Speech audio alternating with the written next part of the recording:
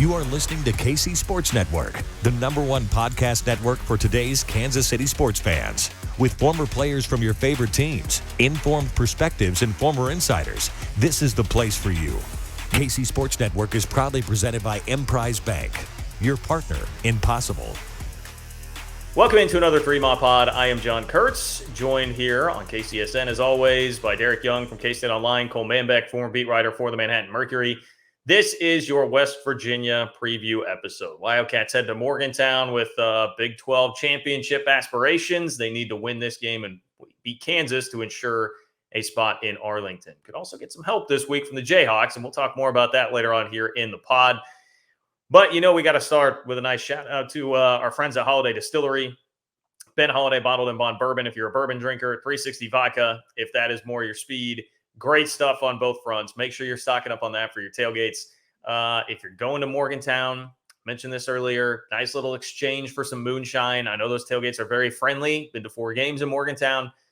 They'll definitely give you some moonshine, but make sure you have some 360 Vodka or Ben Holiday Bottled and Bond Bourbon to respond in kind. But for the rest of us that will not be there, just rock it on the couch this weekend. And, hey, you can bring some out to Bill Snyder Family Stadium next week, obviously, for the KUK State game, which will be in primetime on Fox, we now know. So we'll have a lot of time to tailgate, and we'll be having a 3-Mile KCSN tailgate prior to the KUK State game as well. So stay tuned for more specific details on that. We'll be talking to you about it more next week. But if you want to come stop by and say hi to us 3 lovely gentlemen here and introduce yourself, hang out, tailgate, have some fun before KUK State, then let's do that. So get ready for the Holiday Distillery tailgate coming up for the KUK State game. I say meet all of us 3. DY's got important media things to do. So, hopefully Derek will grace us with his presence at the tailgate. It'll likely be a 50-50 proposition. Yeah. Okay. Yeah. All right. So Derek's going to play hard to get, but me and Cole will be there for you. Yeah. DY's a celebrity status. He's got to go do some work and put in work inside the stadium, get down on the sideline, get us those recruiting scoops. But John and I, well, especially me, I'll be enjoying some beverages for sure at the tailgate. So come by and have a drink with us. Most often I go into the stadium early to see who the quarterback's going to be for that game. I don't think that's going to have to be the case. At least hope not. Well, maybe on the KU side. Yeah. We'll still be wondering. KU's got a couple quarterback injuries going right now. I was talking to a little Hawk source last night, boys. How about that? As far as K-State's quarterbacks go, we had a press conference with Chris Kleiman on Tuesday. I say we. I wasn't there. Derek was though, and Adrian Martinez is in fact out this week. We mentioned the reports that started to surface late on Sunday about that. Adrian Martinez is out this week. Chris Kleiman did not make it seem like it's a season-ending injury. I guess left open the possibility about Kansas and potentially a bowl game, but I don't know that they feel particularly great about that. For now, it's going to be Will Howard's job at quarterback, and I would imagine at this point for the rest of the season. So for those of us that were worried about Chris Kleiman going back to the Adrian Martinez well as opposed to Will Howard, don't have to worry about that. No, I certainly didn't want it to be at the expense of Adrian Martinez's health and K-State having a security blanket there at quarterback. But not only did we get all that, we can put this red shirt talk to bed too, because Chris Kleiman said, hey, Will's on board. He's cool. If he's going to be playing quarterback in a team that might play for a Big 12 title, he'll take that and just burn the red shirt this year. Yeah, I think the only surprise that I took from it is I thought they'd play the game of being coy and perhaps say game time decision and all that for the West Virginia game and not necessarily come out and be so blunt and say that Will Howard's starting quarterback. At one point, Chris Kleiman said, this is Will Howard's team. I think that was one of his quotes. So I'd like to hear that. A little surprised to hear that. Typically, he likes to play the quarterback mystery game if given the opportunity, and he definitely had the opportunity to do so probably in this case and didn't. So it's probably a case of them being confident in what they're getting from Will Howard and, not wanting to leave the locker room in limbo maybe, or the rest of the team in limbo maybe like they have in other games too. This would be another bout of that if they chose to go that route. And to be honest, I got the distinct impression, and this is nothing that Chris Kleiman said, so this is me reading in between the lines and kind of just taking what he says and trying to make my own conclusions off of it. But I got the distinct impression from what Kleiman said and then what we heard from players, too, that this is probably Will Howard's show as long as, he's healthy. I think they almost just decided, he's playing well enough that he just has to be the guy from now on. I mean, I don't know how there's any other conclusion. So that is good to hear. That's good to hear.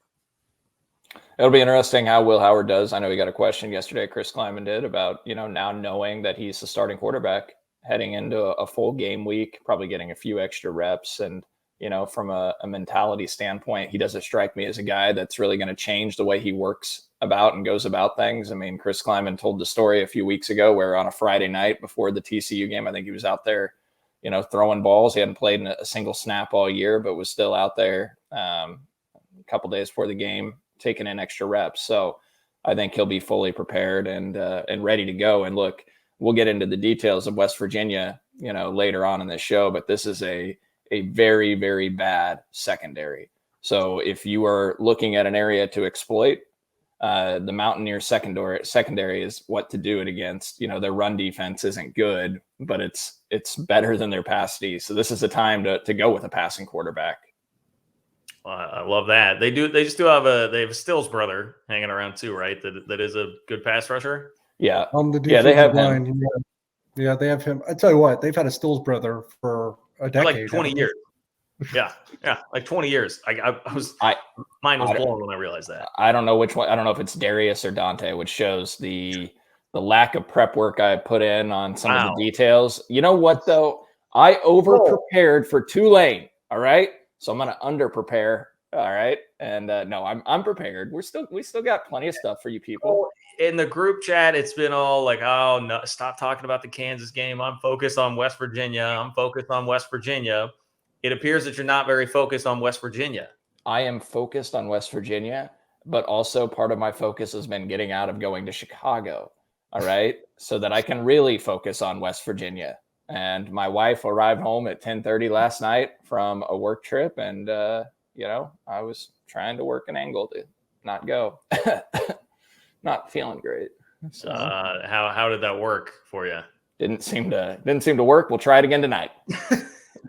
Well, I thought, I saw the Bosco's boys keys to V, and I said, make sure at Cole Manbeck doesn't go to Chicago. And I was very close to tagging Vanessa. I mean, frankly, that's why I didn't. I could tell by your reaction the other day. I was like, I don't feel like this is one where that might do more damage than good if I actually did. So I held off. I saw your tweet and I was like, oh, I panicked for a second. I'm like, oh, is that tag in there? And then I saw other people tweeting and I'm like, oh no. And thankfully, no. Anyways, I didn't mean to divert us off topic. West Virginia secondary. That's a huge headline, Cole. If you're not focused on West Virginia, that's a huge headline. Okay. I am focused on West Virginia. I don't think either of you are, because John also is talking about inside sources about KU. Listen, you show up to DY. Was actually your old stomping grounds. It was at Saints last night. Oh, it was at Saints, and they were just KU was playing Duke in basketball, so I was crawling. Oh, you're hanging out with I've been getting the sense that you've been leaning a little KU lately. So just respect and fear a loss to their football team. So now you're at a KU basketball watch party? No, it was not a watch party. It was with a couple old media friends who, one of which might have KU ties. Okay. I spent 10 years in this, made some friends along the way. Sometimes they can be Jayhawks. It's all right. Were you hanging out with Dylan Davis? No, I can confirm that was not who it was. And the Scootmeister. It was Dylan Davis and the Scootmeister. Yeah. Yes. Me and good old Vernsey. That's what I call him, Vernsey. We were hanging out last night. All right, let me get this back on the rails. Did anybody have anything else about the quarterbacks here? I assume we get 0 rushing attempts. Yeah, maybe I'll just put that in. I should put that in quick hitters. Over under. Don't answer that. We'll answer it later. Over under 1/2 of a design quarterback run. What a podcast. I'll throw out a question. Don't answer that. No, it's a tease because you're gonna have to wait for it later on. All right. Headline number 2, speaking of West Virginia, there's a lot going on there. They obviously changed quarterbacks last week and got a win because of it, with Garrett Green rushing for over 100 yards against Oklahoma. So you've got that kind of revitalization going on. They just won a second huge home game. I mean, I think Cole said it earlier, if you would have told them they beat Oklahoma and Baylor at the beginning of the year, most people would feel pretty good. They did that. And then this week they fired their athletic director, which would seem to mean the writing is on the wall for Neil Brown. So there's just, for being a below average football team, I do feel like there's just a lot of noise happening right now with West Virginia than there would have been even last week if you were going into that game, playing that game. So I don't know. I don't really know what to make of that or how it really affects West Virginia as a team. I mean, I would seem to think the quarterback thing can be pretty galvanizing. And, Cole and I both did interviews with West Virginia folks this week, and just listening to a lot of the stuff about Garrett Green, he's definitely like the program guy, loves the program, definitely was like endearing himself to fans, saying like, I'm just glad I could stick around and play here at this wonderful university, that kind of thing. So I think he's a galvanizing force in some ways in that Mountaineer locker room. And they seem to think he's going to be the dude that plays, even though Derek said we should be more scared of JT Daniels. So I don't know. Cole, where do you feel like all of this comes down, for West Virginia and how that affects them in the game? Yeah, when I did a show last night in West Virginia, it sounds like the way they talk about Garrett Green is he's a guy that the players seem to really rally around and just gives them an extra spark, and they look different with him. If I'm looking at it from a K-State perspective, I think I prefer Garrett Green to be the quarterback.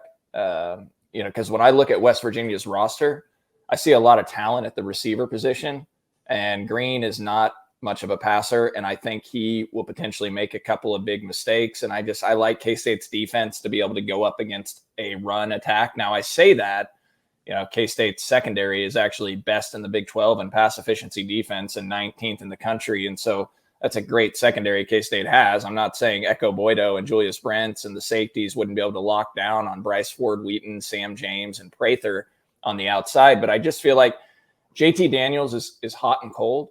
And if he is on, he can be quite the weapon for them at the quarterback position. And I just prefer to go with more of the younger, mistake-prone quarterback that hasn't gotten a lot of reps or experience, that's a little more one-dimensional, and I think that's a little easier to game plan for if I'm K-State. I wouldn't be surprised if they play both.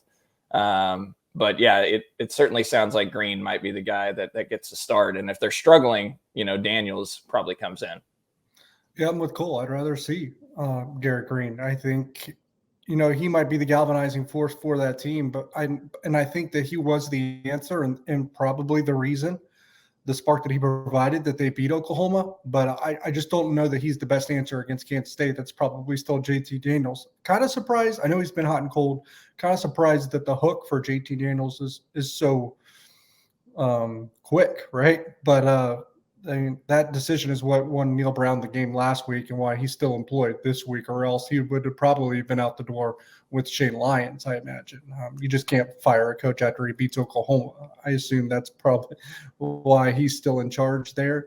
But for Kansas State, I think you'd rather see Green than Daniels for all the reasons that Cole mentioned. And I just can't see him duplicating that performance that he had in Norman. Although about every time he's been in the game this year, he's been good, but he just scares me less. I do think the receivers for West Virginia are also the best part of their offense, and you really can't unlock them as much with Green as you can with Daniels. And look, he probably raises your floor, Garrett Green. If you're a West Virginia team, I think he raises your floor, but I don't think your ceiling is anywhere close to what it is with JT Daniels at quarterback, because he's the kind of guy that can go in there and light it up and throw for 80%, throw for 350 and 4 touchdowns if he's on his A game, and there's nothing you can do about it regardless of how good your defense is. So that's why JT Daniels scares me more. Yeah, it's interesting. I mean, I do agree with you. I think a good way to frame it is that like the ceiling is lowered. JT Daniels would have a higher ceiling there, but in terms of where they're at right now, I mean, maybe this is more of what they need just to have a chance, because it was not working clearly with JT Daniels. And as far as the hook being short, I mean, Neil Brown, I think he's just desperate at this point. So whatever, and that is something to keep in mind throughout the game. I mean, this is going to be a team with nothing to lose and trying to pull whatever strings they have, like anything that's available to them to try and fight and scrap their way to a win. So you are going to get, I would imagine, kind of maybe desperate is the wrong word, because Who knows how much they really care about the bowl eligibility piece of this. But, I mean, Neil Brown certainly is going to be like a desperate guy because why would he not be in desperation mode right now? He's not going to care. Convention, fourth down, strict plays, whatever. I would imagine it's just all going to be on the table for him. No, I think they'll probably coach in a desperate way. I'm just not sure that the roster behind Neil Brown is just as desperate. Yeah, that's fair. That's fair. All right, well, storyline number 3, watching the speaking of the basketball that was on last night at halftime, or in between games rather, we got the college football playoff rankings coming out, and man, K-State gets more respect than any 3-loss team in America. Number 15 in the college football playoff rankings. Shout out to Gene Taylor. We know it was Mean Gene pounding the table behind the scenes, right? You know, they say he can't be involved in those discussions. I bet he was just busting down the door like, all right, MFers, here's what's happening. All right, K-State's in the top 15, and that's final. And K-State winds up as the number 15 team in the country. Much more respect than the AP poll. I mean, these bozos. I'm sitting here getting the AP voter LSU TV douche, you know, yesterday that I'm getting mad at on Twitter. It's like, come on, man. So I'm just glad that the esteemed gentlemen of the College Football Playoff Selection Committee that I would never say a bad word about, that clearly understand football and what is going on, I'm just glad that they had enough sense to put K-State in the top 15, and the rest of the polls did not. Yeah, I'm a little surprised. Look, if it was lower than 15, I wouldn't have necessarily complained, just because in the course of the last month, Kansas State's kind of done this seesaw thing. So maybe they didn't want to buy back into Kansas State once again like they had before. I think they were as high as 13, right, before they lost to TCU, I want to say. So, no, I could understand a lower grade, but I would think that the committee, based on their ranking, is definitely leaning more into those, analytical measures that a lot of them have Kansas State, anywhere from 8 to 12 is what I've seen in most places. I think they're probably spending more time looking at those kinds of metrics than necessarily the coaches or the AP pollsters. Yeah, when we were watching the show last night, I was expecting K-State to pop on that second window of the 16 to 20. And when they weren't there, I was like, wow, they're going to be top 15. They're definitely showing a lot of respect to K-State. And,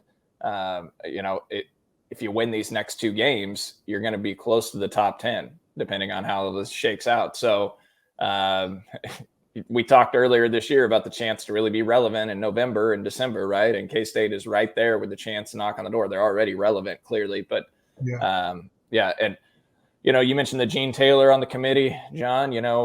Who's the chairman of the College Football Playoff Committee? It's the North Carolina State Athletic Director. Corrigan, right?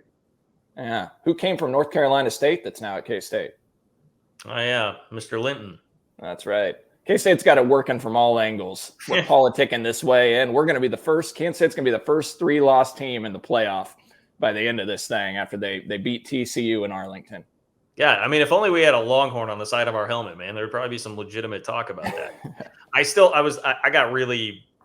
hate like talking about playoff rankings and all that stuff. Obviously, we're doing it from a K-State standpoint. I hate the people who like view college football through the lens of, oh, well, how does this impact the playoff race? It's like, I mean, that's sucking so much of the joy out of college football, right? But I was reading, it was an Adam Rittenberg piece in ESPN that I saw making the rounds on Twitter, like a little screenshot of it, where he was talking about for TCU, their strength of schedule versus what Michigan has put together, because Michigan stayed in front of them in the rankings. It's like Penn State is going to be a better data point than anything that TCU puts together. And I mean, I'm looking at this. So Penn State's hanging out there at number 11. Penn State is a joke. Michigan is a fraud. Like, what? We're going to hold up Penn State. I mean, at least TCU has beaten K-State, number 15. They've beaten Oklahoma State, number 22. Texas, who, I mean, the most impressive thing they've done in the eyes of most of the national media this year is win at Texas this past weekend. These are all, but here is Michigan's schedule. Colorado State, Hawaii, UConn, Maryland, Iowa, Indiana, Penn State, Michigan State, Rutgers, Nebraska. Get the hell out of here. Get the hell out of here. Michigan has not played a soul outside of an always overrated Penn State team that is the champion of beating up on the crappy bottom of the bottom tier Big Ten teams and then losing every time they get a shot at a big game, and typically losing by 2 or 3 scores. That drove me insane when I saw that, and then saw that Michigan is still hanging out in front of TCU. Screw that, man. I mean, technically, Ohio State, it would be the same argument. The only thing they have in addition to that is Notre Dame, which is looking bad. I mean, that to me is substantial. I think that's significant. Yeah. I mean, Jed, our producer, is a Michigan fan, and I think we're upsetting him. I think Michigan's a good football team. I think we all aren't going to argue that. But from a schedule standpoint, I don't need to watch them get 50-balled in the playoff again. Sorry, Jed. Nobody wants to watch that. They're going to get 50-balled by Ohio State first. So at least there will be that. If we're going to talk about the playoff maybe for a couple more minutes, another thing that was interesting is 2-loss. And maybe it's not interesting because USC plays a dirt schedule too. But 2-loss LSU ahead of 1-loss USC. Yeah. Well, I think that's a schedule driven that USC hasn't played anybody. But why does it matter then? Yeah. Well, that's a good point. I mean, USC, until Oregon State got into the rankings like a 23-24, USC didn't have a top 25 win when you look up and down their schedule. And then they barely beat Cal at USC a couple weeks ago. So, yeah, I don't know. We'll learn more about USC when they play UCLA this weekend, even though UCLA just lost to Arizona. So the Pac-12 is I can't even say it. Cannibalizing itself. Yeah, again. So did we talk about last time the implications of like K-State and TCU both winning out? That the Sugar Bowl scenario becomes basically a guarantee for K-State at that point, if both TCU and K-State went out at this point in time. I don't know that we discussed it, but yeah, if Kansas State, all they have to do is win out. Yeah, it didn't end, or I guess because you need TCU to win out too. I get that because they have to be in the playoff. But yeah, if they both went out, then Kansas State's sitting there and going to play in the Sugar Bowl no matter what. And interestingly enough, the SEC example on the other side is basically the same thing for LSU. Like they're likely going to be in the Sugar Bowl no matter what. Yeah, in 11 days from now, we're recording this on Wednesday. K-State will, if they go 2-0 and TCU goes 2-0, K-State will know that they're going to the Sugar Bowl.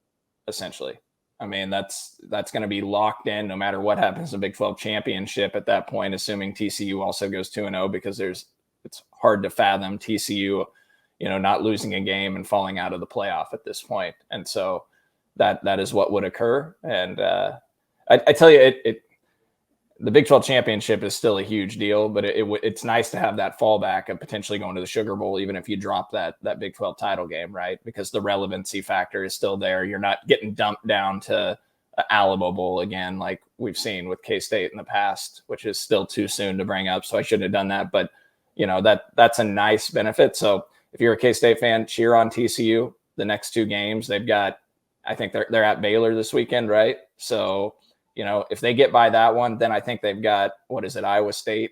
And they finish with Iowa State, yeah. And Fort Worth. So they should be okay to, get to undefeated mark if they can get past this weekend. And then, K-State go 2-0, baby. There's 2 big weeks right here. And obviously, that Sugar Bowl would obviously have a tough opponent. It would, hypothetically speaking, if they get there, it's likely LSU at this point. It's what it looks to be, unless, a lot of unrest and chaos were to happen. And obviously they played LSU in the bowl game last year, so it'd be 2 years in a row against LSU in a bowl game if that were to come to fruition. It is interesting. It's because under this premise, they're saying maybe you lose in the Big 12 championship game, you still have a shot at a 10th win.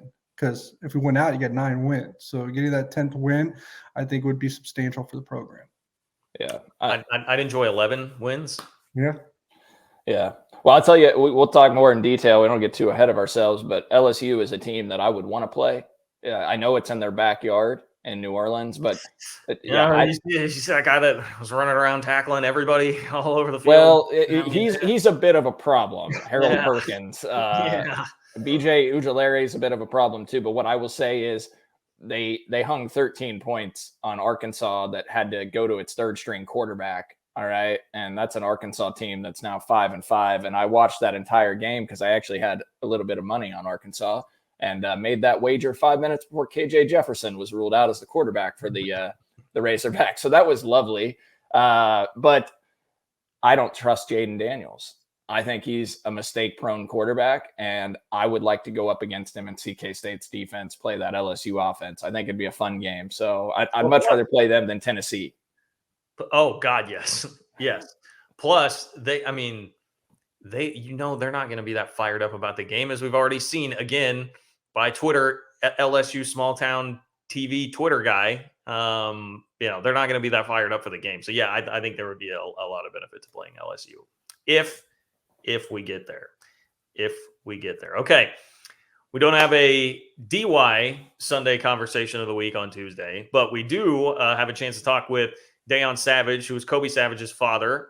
He wanted to pop on and say a few things in the aftermath of not only a tremendous season for Kobe Savage, but unfortunately the end of his season with an injury that he suffered on Saturday against Baylor. So we will get to that coming up next. All right, we're here with Dayon Savage on 3Ma, who is Kobe Savage's dad. Kobe, obviously, a phenomenal player for the Cats this year, unfortunately out for the season after an injury that he suffered against Baylor. But we'll just start with this, and appreciate you taking the time to pop on with us here, Dayon, in the aftermath of this injury. Just how is Kobe doing these days? Kobe's doing a lot better. I spoke with him last night, and he told me that he's in his normal routine, and he's taking on the aspect of coaching, the coaching role, and helping his younger teammates out. So I think he's handling it a whole lot better than I am. Yeah, well, I could understand that. Kids seem to be pretty resilient. Just what's your assessment of kind of what this first season at K-State has been like for him and for you guys? It's been awesome, man. We couldn't have dreamed or scripted this to be any better. I mean, from the top all the way down. I mean, the coaches, the fans, the other players, and the parents, man. Our parent group is so strong, and I mean, it's unbelievable the love that's shown at Kansas State and the love for other sports. I mean, it's just a great place.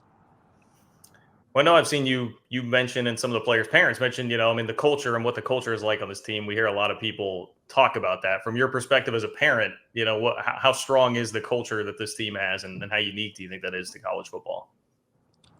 I've been around sports all my life. I've even played college basketball, but I've never seen teams that are so close like they were. I mean, I knew they were close, but when Kobe went down the other day and I was in the locker room and on the sideline, those boys are truly brothers. I mean, some people say it, but Kansas State is all about it. They say it and they mean it. When they say family, it's really family. I don't imagine. I mean, what have you guys received a lot of well wishes and things like that for Kobe since that happened? That would seem to be another thing that would fall kind of in line with that from the fan base, et cetera. Yes. The fans, they've reached out on Twitter. There's like 4 or 5 dads that I talk to a lot. Anthony Frias, his dad is way out in California. And I mean, I'm a country Texas boy, East Texas boy, and he's a California boy. But I mean, the love for our kids and the love for Kansas State, that's what brings us all together. So, I mean, Coach Kleiman, they recruit great kids, but they recruit great families as well. What can K-State fans do, Dayon, to help lift Kobe's spirits even more? I mean, is there a way to get a hold of him or get in touch with him? I mean, how is he doing emotionally right now? Kobe is up. He's up. I mean, me and his mother and my parents and his grandparents on his mother's side, we've always instilled the love of Jesus Christ in him, and he knows that that's who we're going to lean to. I mean, we don't understand why this happened, but there's a reason why God allowed this to happen. And he's writing Kobe's story, and he might be giving Kobe a bigger testimony for some other kid to lean to one of these days. I mean, there's always a reason for everything that happens in life. Yeah, Didn't you say that Coach Tang even reached out as well? Coach Tang has reached out. He's reached out to me, and he actually, the basketball coach here at my high school, he actually knew him for years, and I've followed Coach Tang's career ever since he was a high school coach in Texas. So that's kind of the connection with us and Coach Tang. Oh, that's crazy. I mean, it makes sense. Seems like Tang is such a man of the people that he would know about everybody. So that fits right in. Well, I guess just any closing message to the fans that have supported Kobe this year and obviously will moving forward. We appreciate it, and let's keep on supporting those other guys that are still playing, because I'll be in Kansas next weekend so we can whoop those Jayhawks. That's right. Will we potentially see you in Arlington then, I would imagine? I'll be there with bells on. Okay. All right. Love it. Well, Dayon, thanks for taking some time to join us. Sincerely, best of luck in the recovery to Kobe. You know, we're all cheering for him, obviously, as we have been throughout this year. So we appreciate it and take care. Thank you for having me on. All right, we appreciate Dayon taking the time to pop in here. Great dude, obviously. Kobe Savage, great dude as well, and has been a phenomenal player. And all of us wishing the best for a speedy recovery for him, and look forward to seeing him get back into a K-State uniform next season. Cole claims that he has been focused on West Virginia. This is where we really find out. Earlier in the podcast, it seemed pretty shaky. It was shaky last week when DY and I were left to do the opponent preview, but that didn't seem to matter. K-State took care of business against Baylor. So let's find out how well-researched Cole is on the Mountaineers here. I guess we can start with that West Virginia offense. I did way more prep work on the defense. I was still trying to pull some numbers on the offense right there. They've got super old receivers that have been around forever. I know that, like Bryce Wheaton and Sam James. I mean, those dudes feel like they've been around as long as the Stills brothers. Yeah, I mean, that's what I was going to hit on, actually. So Bryce Ford Wheaton, a big physical receiver, 6'3", 225 pounds, and 139 receptions, over 1,800 yards receiving in his career. And then Sam James, a senior, kind of a smaller receiver at 5'11" compared to Bryce Ford Wheaton, but over 2,100 yards receiving in his career and, 185 receptions. And then Jaden Prather, another big 6'4" receiver that's got close to 700 yards receiving in his career. So you add those three guys up, but you add especially Ford Wheaton and Sam James up, you're talking about, over 300 receptions and over 4,000 yards receiving in their career. So it's a veteran receiving group. They do drop some passes. That's one thing I gathered from just talking to Kuz's Corner, a show I did in West Virginia last night, that they are prone to some drops, but they're also prone to some big games. We've seen Bryce Ford Wheaton have some monster games in his career. So I think back to drops. I think back to the first drive of the game in Manhattan last year when they had an open pass downfield on the first series of the game, and it got batted up in the air by the receiver, and Russ Yeast picked it off, and the game went from there. So that's to me their biggest strength. And they have a couple of really nice offensive linemen. Their starting center, Frazier, he's a really good player. And their left tackle is a really good player. So it'll be interesting watching K-State's defensive ends go up against them. And, CJ Donaldson, stud running back, 6'2", 240-pound freshman that was averaging 6 yards per carry. He's out for the year. So that's a big loss for him. Tony Mathias Jr. is a kid that's a sophomore. And I watched him play against Baylor on that Thursday night where West Virginia won 43-40, and he ran for over 150 yards in that game and looked really good. But he's been pretty pedestrian in most of their other games. He's had one other 100-yard game. Just last week, I think he averaged less than 3 yards per carry. He's got 545 yards on the year, 4.5 yards per carry, but a lot of those numbers are inflated just by that game against Baylor. So, if they go with Garrett Green, he's going to be more of that running quarterback. We already talked about JT Daniels earlier on the show, what he could bring to the table. He also brings some interceptions to the table. And that's one of the biggest concerns. What I gathered from talking to Kuz's Corner last night was just that they're really down on JT Daniels and some of the mistakes he's making in the passing game. Like, as a fan base, they just seem to be over that and ready to move on. I guess he was just completely overshooting some receivers, underthrowing them last week. They don't know if he's banged up or just it's a mental thing right now. But, he's also made a lot of mistakes. I think he's got interceptions in each of their last 4 games. You look at the turnover margin, that's going to be such a huge factor in this game because K-State is tied for 7th in the country with a +11 turnover margin. West Virginia is 117th in the country with a -7 turnover margin. They've only forced 8 turnovers this year, and they've turned the ball over 15 times. I like that. K-State finally, by the way, forced turnovers on the road in Waco, so that doesn't seem to be an issue anymore. What about the West Virginia D, Cole? Yeah. So, I mean, we talked about Stills, who's a really good player up front. The strength of their team is probably that front 4. But their secondary, talked about it earlier, that they're really bad. They've really struggled. I'm actually surprised Oklahoma wasn't able to do more, but I think the weather probably had a part of a factor in that and impacting Oklahoma's passing game. And I know Marvin Mims also dropped a big play that could have went for a touchdown for OU in that game as well. But the weather was not ideal with the rain and wind. last Saturday against the Sooners in Morgantown. Let me just run through a few numbers for you about this West Virginia defense, especially the secondary. 8.8 yards per pass allowed. That's 126th out of 131 FBS teams and is dead last among all Power 5 schools. 14.2 yards per completion, 126th out of 131 FBS teams once again. 6.3 yards per play allowed, ranking 121st in the country and last in the Big 12. 124th in points per drive allowed and last in the Big 12 at 3.09 points per drive.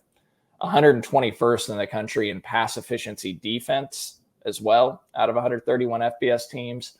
And then, if I'm going to say strength, I mean, they're giving up 4.4 yards per rush, but that still ranks 86th in the country. And over the last 3 games, they're allowing 5.3 yards per carry. So there's that West Virginia defense has not been good, clearly. And they don't force a lot of mistakes. They don't force a lot of turnovers.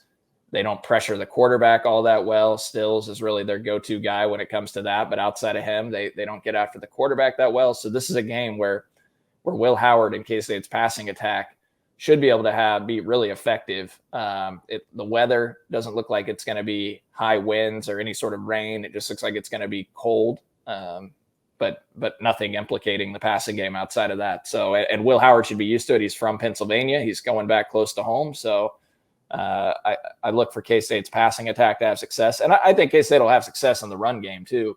Eric Gray ran for 200 yards plus against West Virginia last week. So you can run on these guys too. I think K-State should be able to have a balanced attack and be really effective offensively. Historically, West Virginia has really struggled on that side of the ball under Neil Brown. He's never really had an answer on defense. He's an offensive-minded coach. It's how he kind of, came up in the business and everything as well. So he hasn't had a good defensive coordinator. He had Vic Kenning, didn't he? Didn't he fire Vic Kenning out of the gate too? Was his initial defense? He got in some hot water, didn't he? I think he did something to get in trouble. Yeah. Well, they just haven't had necessarily a good defensive coach to kind of lead that side of the ball yet, and I think that's something that Neil Brown just hasn't found a solution in Morgantown too. That's a name I haven't heard in a while. I remember how excited I was watching the coaching hot boards when K-State got Vic Kenning to come in to Manhattan. Blake Seiler was an assistant on that side of the ball. He was smart. He got out of there. So, well, I think John and I probably just remember was it Tony Gibson, John, that always gave K-State fits. Yeah, that guy, man. Yeah, that guy would. Yeah, because he was like doing the 3-3-5 before it was as prevalent everywhere else, and that gave K-State some real issues. Yeah, those are good defenses. Those were. I mean, so what's the path for West Virginia to win this thing? Like, what's the path? How does that happen? And they need turnovers. Because Kansas State's going to probably move the ball on them, I would imagine. They're going to need turnovers, and they're going to need to play very gamble kind of offense and look for those big plays and extend drives. I think you kind of got to empty the tank on the offensive side of the ball and just throw everything at them that you can, and then hope you get big plays through turnovers on defense. Yeah, I think turnovers are always a huge part, right? And if K-State wins the turnover battle, I think they'll be in pretty good shape. West Virginia, I think their path is just to throw everything on the table, go for it on 4th downs, take risks, be aggressive. I think they faked a punt against OU. Is that right? That's what they told me last night on the show. So it seems like Neil Brown is being more aggressive now. They got nothing to lose. And big plays. I mean, I think if K-State can limit the big plays, especially if it's Garrett Green at the quarterback position, if you make them drive the length of the field, there's more opportunities for a mistake to be made at that point. They've got some big play guys at the receiver position. So, limit the big plays, make them drive the length of the field, and they're prone to make mistakes at that point. So, that's going to be the key for them if you're looking at it from West Virginia angle. And then the one thing I'll say, special teams, they're pretty good. Casey Legg, their place kicker, he hasn't missed a kick all year. And they're 16th in the country in punt return coverage on the punt coverage team. So they haven't given up a lot on either return side of the house. I think they've given up one kick return touchdown, but we'll see what the weather's like. Maybe K-State can make a big special teams play against these guys. Would take it for sure. I would also take some quick hitters. We're getting to that next. All right, quick hitters time here on 3Ma. This has been under construction a little bit during the show, so what I sent you last night for that outline, boys, might be a little bit different here, so get ready for that. This one, of course, you heard earlier in the show. This is paying off a tease. Paying off a tease. Over under 0.5 designed quarterback runs for Will Howard on Saturday. With Adrian Martinez out, one snap away from going back to Jake Rubley or Darren Lewis, whoever it would be. Does K-State run the quarterback? Basically is the question here. Over under 0.5. I'll go over just because they had that same situation last week, and Will Howard got 2 carries. I think 2 design carries as well. Yeah. They run so much stuff. So much stuff is in their playbook is predicated off of QB power. I mean, if you're going like this was a play that Kansas State ran last week. They did, basically Will Howard faked like it was going to be QB power. He backed up and he threw it. If you're going to do stuff like that, you have to run it here and there. And he'll probably scamper out on a scramble as well. I imagine at least one time. I'm saying design quarterback runs. So okay, designed. I still think you'll go over. I think it'll be 1 or 2. Yeah, I mean, I'll go over as well. I'll just be encouraging Will Howard to get down as quickly as possible. If it's a situation where he just needs a couple yards, as soon as he gets that, get down. If anybody's coming close, get out of bounds. So what do you, John? You don't like that there? You want him to run through somebody? No, I want him to not run. Well, I don't think it's going to be a high number. He hasn't ran it much since the TCU game. He ran it a few times. I didn't run him at all, really, except a couple of plays against the TCU game. Yeah, well, and they've cut down Oklahoma State. I think they ran it once or twice on QB design runs, and then DY mentioned twice against Baylor. So, look, I don't run him running like a lot of QB power up the middle. Where you're going to definitely absorb hits. Like I could see, some read plays and get him on the outside where you can get him to the boundary, and then give him run pass option a couple times. But yeah, I don't know. Hopefully it's not much.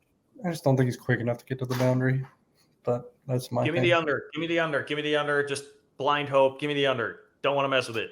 Don't want to mess with it at all. I told you about my nightmare earlier this week. Did you hear what Will Howard's answer was? The area that he wanted to get better at, wanted to be able to run the ball.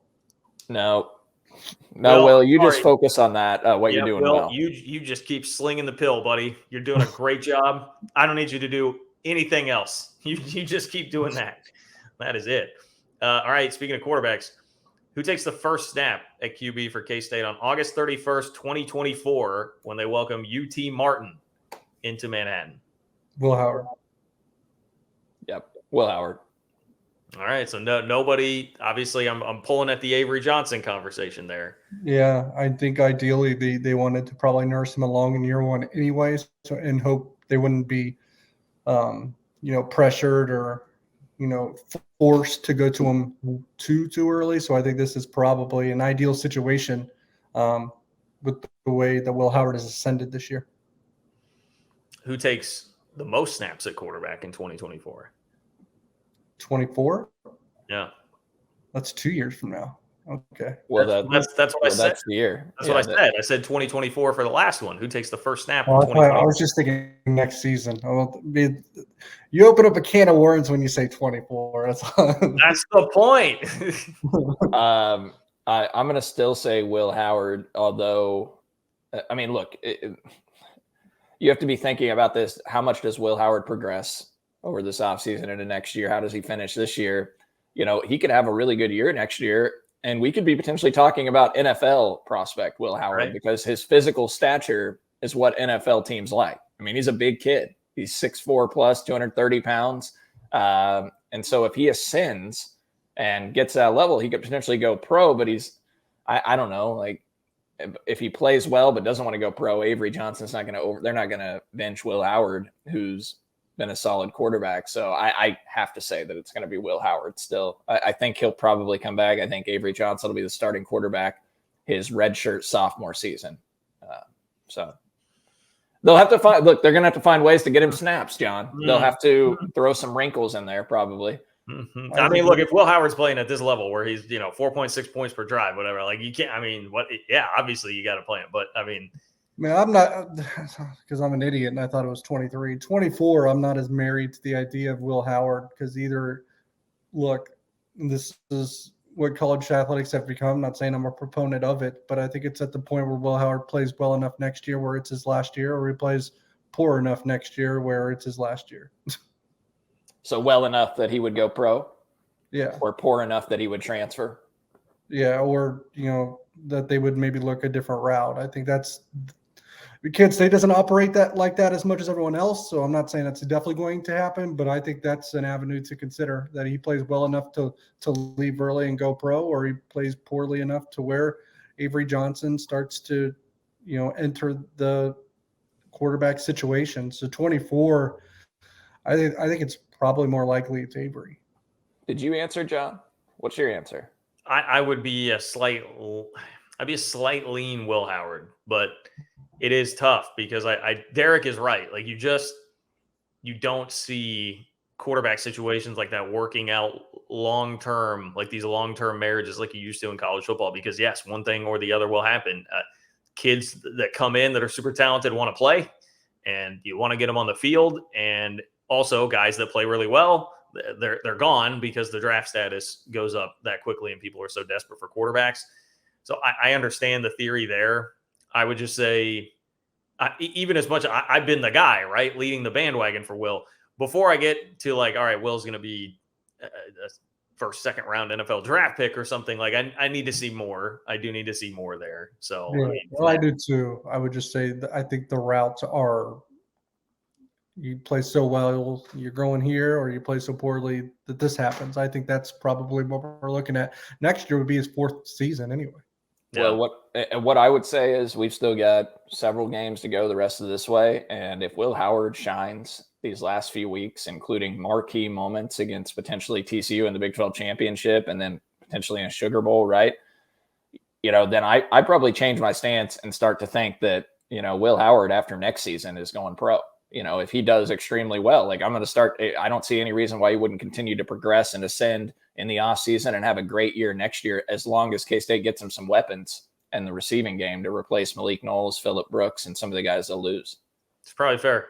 It'll probably be a little bit easier in the transfer portal. That's what I was going to say. That's what I was going to say, John. I mean, they should be, with the offense that they're showing right now, they threw it 37 times against OSU and 35 times against Baylor, and the willingness to throw the ball downfield and to have a proven quarterback, a passing quarterback, this should become an attractive spot for transfer receivers heading into next year. So, I think the portal activity opens up DY December 5th, right after the Big 12 championship. So maybe we'll see some guys. Yeah, all I will say on that, and I know Kansas State is competitive in the NIL game, but the transfer portal, oftentimes it's very NIL centric.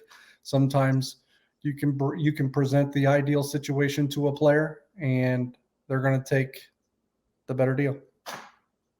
No, well, they've been pretty good in the portal. They've been able to figure some things out, even if it's not a super high profile guy. I mean, look at like Cade Warner. I mean, like, I'll be honest, I didn't think Cade Warner was going to contribute very much at all. And he's turned into a really productive player. So even guys of that ilk, I think maybe, right. And hopefully Jaden Jackson, the light comes on there. At least he played last week.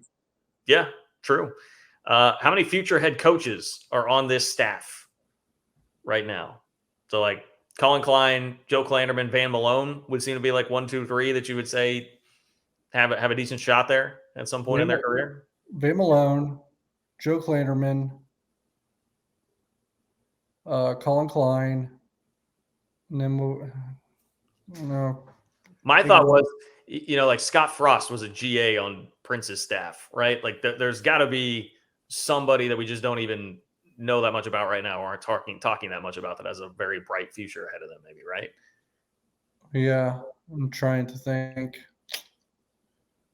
I mean, I think they think pretty highly of Josh Buford. He came over from Hawaii. He's a Kansas City guy that works with the quarterbacks a little bit. I don't know if he's quality control or analyst. I think that's a name that I would bring up. I don't know if it's head coach material, but he's going to be a coach at some point, I would think, full-time coach. I think the names that you mentioned are probably the only ones that instantly come to mind for me. I would go Klein, Klanderman, Van Malone. Don't know when. That's $1 million question. You do think it's a lock that all three of those guys wind up being head coaches? Man, yeah. I think Van Malone has been in pursuit of that for the majority of his career. That's what he's gunning for. I think he should get a shot. And Joe Klinderman, Colin Klein, I don't know where they would do it or when they would do it, but you have this good of a side of the ball on a consistent basis, you're going to become a guy. Well, Joe Klinderman, by the way, on the Broyles Award watch list for the best assistant coach in the country. So yeah, shout out to Joe Klinderman. That's a big deal. Yeah, you get on that list and you're going to have some teams throw a lot of money at you in some capacity. He's going to get a nice raise probably from Kansas State, and hopefully the relationship with Kleiman is enough to keep Joe Klinderman here with the bump in his salary. Because I know K-State would. Yeah, they were good last year. Yeah. Well, I mean, last year they put up the lowest points per drive allowed by a K-State defense since 2013. So going back 8 years, and that was Joe Klinderman as D coordinator last year. And this year, K-State ranks 21st in the country in points per drive allowed defensively at 1.71. Brian Freemow has a website. He tracks points per drive and has gone back from all the way to 2007 to track that data. And it's the lowest points per drive allowed by a K-State defense in that entire 15 years. So, you think about that 2012 defense with Arthur Brown and some of those guys. This defense is slightly better, performing better as far as points per drive than that defense did, which is saying something when you go up against the offenses you do in this league. Yeah, I just did think of someone else. He's a GA, and his name's going to be familiar, but there has been praise about him and how good of a coach he's going to eventually be. It's Chris Kleiman's son, Devin Kleiman. Oh, okay. Hey, there you go. All right, that's a good name. That's what we're looking for right there. Well, I'd throw out Brian am I going to screw his name up? Lepak. I mean, he's an extremely bright guy, we know, and he's younger, but I mean, down the road, maybe. Do Texas or Oklahoma win the Big 12 again before leaving? Either one. They're gonna. It's basically set in. It's not set in stone, but it's pretty damn close to it that they're going to be around for the next 2 years. 2 more seasons. Mm-hmm. If it's either of them, it's Texas. Oklahoma's just too far, I think. I agree. Texas will be close. I know they can flip it quick, but with Venables being so green as a coach, and I mean they technically tried to flip it this year, right? They flipped that roster, all this stuff, and this is what we're seeing. I think if it's anyone, it's Texas. But do you think Texas? Therein lies the problem. Like if it were Oklahoma that was a little closer, be like, well, they can figure it out. They're Oklahoma. Texas is going to Texas. They're going to do Texas things. Yeah. And Sark is still their coach. Unless they fire Sark this offseason, I don't think it's either one. You'll have Arch Manning as your quarterback at some point too, in one of those 2 years, at least one of those 2 years.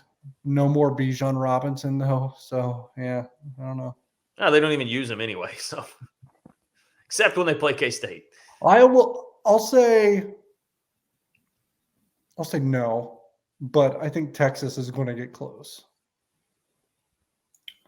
That's a really tough one. I'm gonna lean towards no. I'm gonna say no because I think you're looking really at just Texas because Brent Venables isn't a very good football coach, which I've been saying for more than a decade, and I don't think he's going to be able to get that thing on the right track.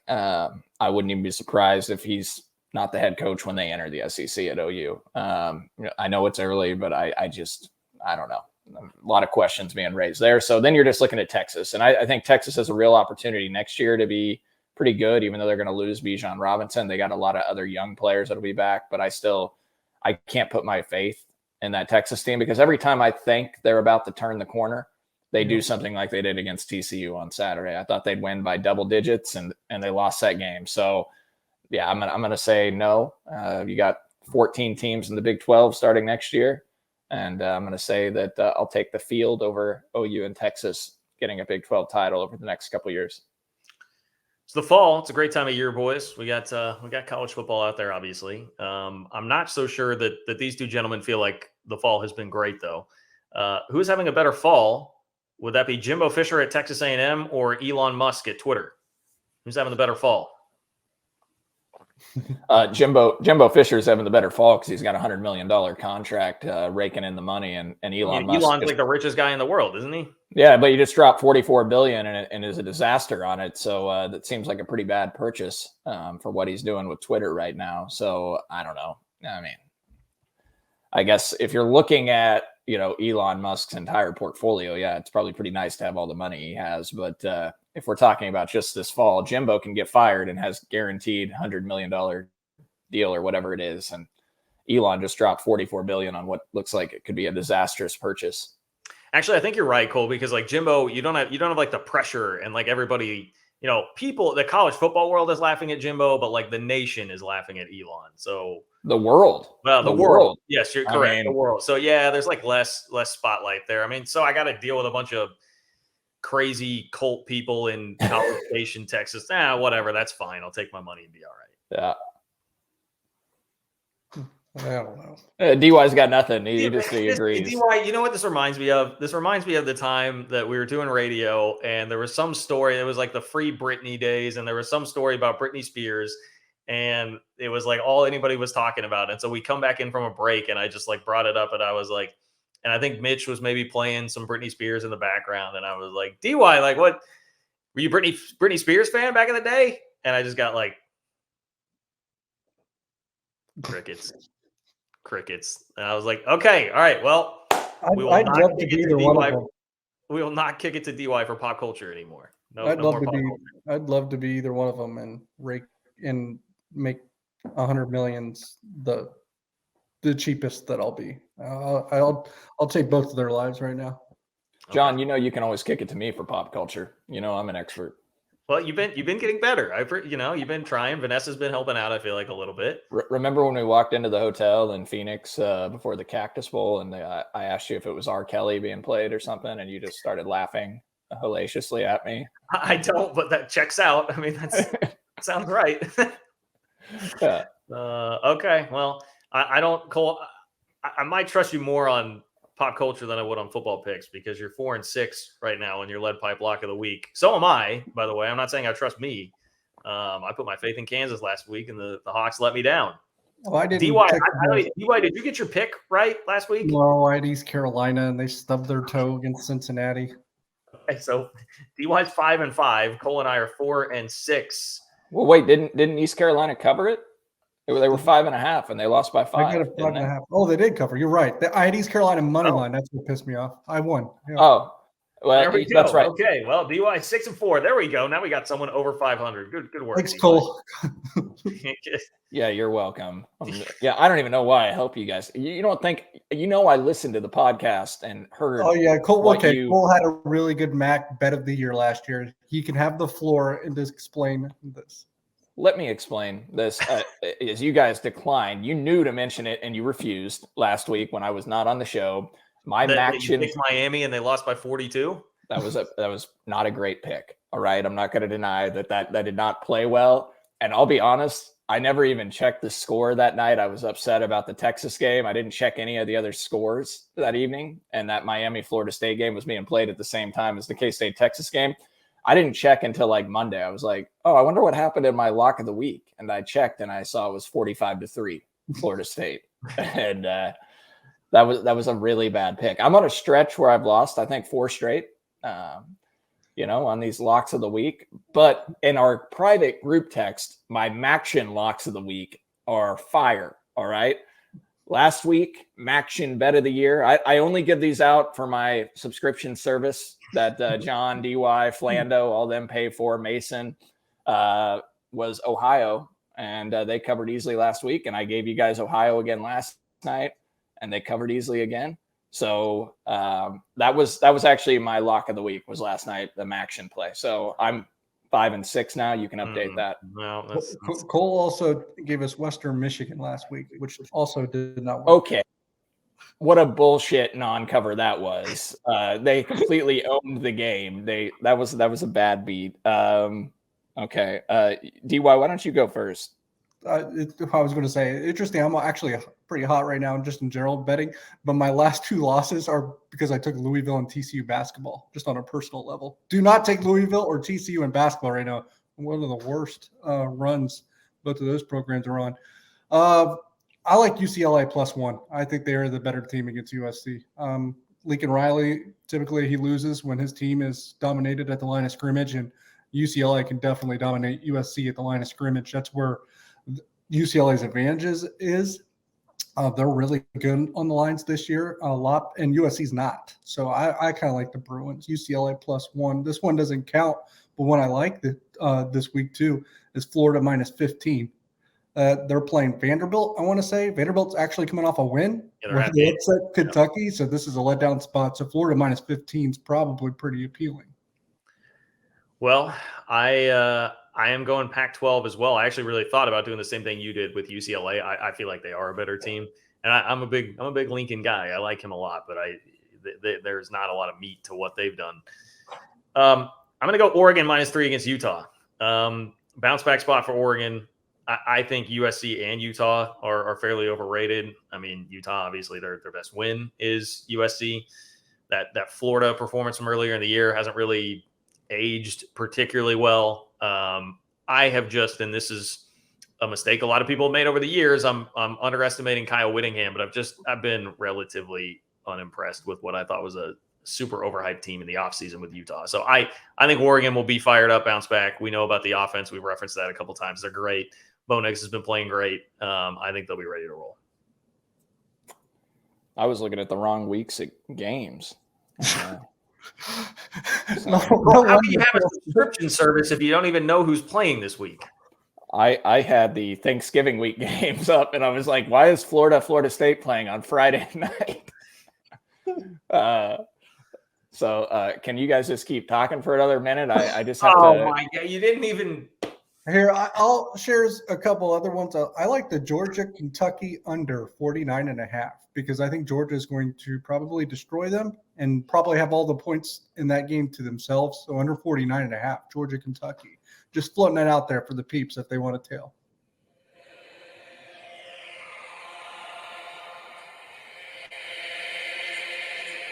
Oh, boy. Oh, gosh. I tell you what, folks. I like KU to cover against Texas. It is a huge number now. It's like 9, right? 9, yeah. You give me 9 in the booth with, I have to take that 9 against a Texas team that's in a really weird spot. It's my first time probably taking KU to cover in a long, long time. But I don't know if I trust Texas in the cold weather, coming off a loss, knowing they don't control their destiny any longer, to come in completely locked in and focused. It's going to be a big game for KU. Now, we know KU is going to be looking ahead to their Super Bowl next week in Manhattan, so it's also a questionable spot for them, but I'm going to take KU to cover. I'm going to be rock chalking it up, hoping the Jayhawks can knock off the Longhorns. I think they're getting Jalen Daniels back too, so I'm staying away from that one. Cole. My thing with that is, one, I got burned by Kansas last week, and then 2, it's like that line is so big. I'm like, in most cases, I'd just be like, Vegas knows something here, man, because there's a lot. It started off around 7, right, and then got inflated by money. I mean, fair, but even 7 felt. I remember seeing 7 and being like, we're gonna give. Well, Texas. John also thinks KU is a top 10 team, so. I'm just nervous about the game. Okay, that's You're nervous. You're nervous about KU's game? Well, yes, actually, this week, yes, because we need the Hawks to win, folks. Not only to help K-State secure a spot in Arlington, but let's keep that fire burning bright for good old Lance Leipold. Heading into the offseason here. Although all this smoke is coming out about Nebraska hiring a coach really soon, and obviously, if they're hiring very soon, that ain't going to be Lance. So it's probably going to be Matt Rule if that's the case. That would be my guess on timing. Derek, in the last 24 hours, I've seen it's Chris Kleiman. I've seen it's Lance Leipold. I've seen it's Matt Rule. I've seen it's Urban Meyer. I've seen there was even another one yesterday where I was like, wow, that's kind of new. I've seen it's Mickey Joseph. No, but they don't know. They don't know what the hell is going on. No, just timing. I was thinking Matt Rule would be the only one that maybe makes sense on the timing, or Mickey Joseph if you're going to extend him, but that'd be a joke. I don't think you would. I don't think you would have too many fans left if you did that. Here's the interesting part of it all, this coaching cycle, that I don't think is being talked about enough, just because I thought everyone, at least I did, thought it was a foregone conclusion. I don't know if it's a foregone conclusion. Wisconsin goes with Jim Leonard. They haven't exactly been very good with him. Well, that I like. All right. Well, nice big win over Texas. Iowa. Yeah, nice big win over Texas. That keep the 7 wins, rolling right into prime time on Fox. 7:00 next What do week. you think, Colt? Do you think Jim Leonard's foregone conclusion in Wisconsin still? I don't. No, I don't think so. And my sources have indicated to me, my Madison sources, that Lance Leipold might have been in Wisconsin last week. So, Yeah. I'm kidding. I don't have credible reporting on that. But no, I don't think Leonard's a foregone conclusion. I don't think it's to the point where they're just going to name him the coach. I think they're going to do a search and, conduct something. And then if they don't get who they like, maybe they stick with Leonard. But I think it's going to be a formal search at this point. Well, if Kansas, they're going to have to dump a bag at that offensive coordinator this offseason too, in addition to Lance Leipold, if they're going to keep those guys around. Prediction time. Earlier in the week, I was feeling more like 31-24. The John Kurtz line has moved up to 10 now with 34-24. We give K-State another little Ty Zentner field goal to chip in there and make it 10 and cover out in Morgantown. What do you guys have?